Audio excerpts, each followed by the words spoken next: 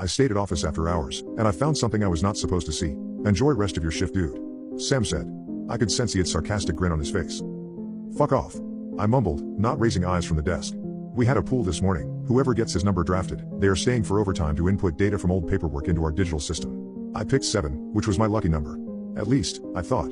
As soon as the 6 p.m. hit, everybody in the office left, leaving me alone to work until God knows when. I understood why I had to do this stupid task.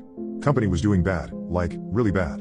Our budget was cut, we have let some people go too. Our manager wanted to appear as he was actually doing something other than scrolling Reddit all day, so he stated that we need to investigate data from the previous years, back when we filled out quotas by hand, and compare it to today's.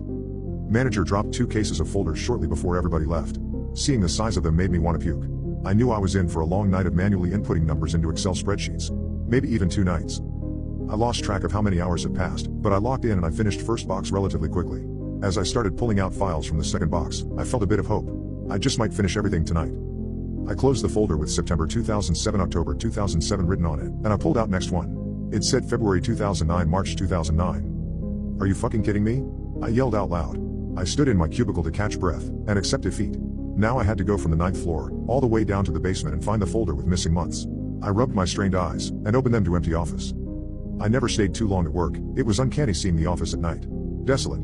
Overhead lights were shut down in each cubicle except mine, and other than green exit sign, I could only see shimmering glow of downtown visible in the distance, through the wall-high window panels on the opposite side of my cubicle. My building was nearby the industrial zone, at the outskirts of the city, and I suddenly realized how alone I am. Perhaps not in the building, but in the radius about a mile, as only thing around it were parking lots and roads.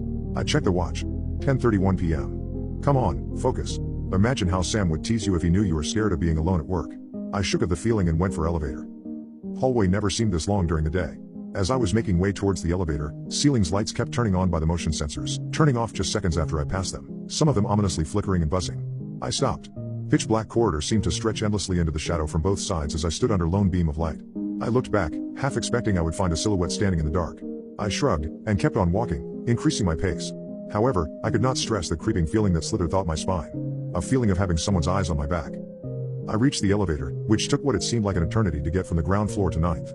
I took my phone to open an Instagram or Reddit to try and distract myself, and I put it back immediately as I had no internet. No service.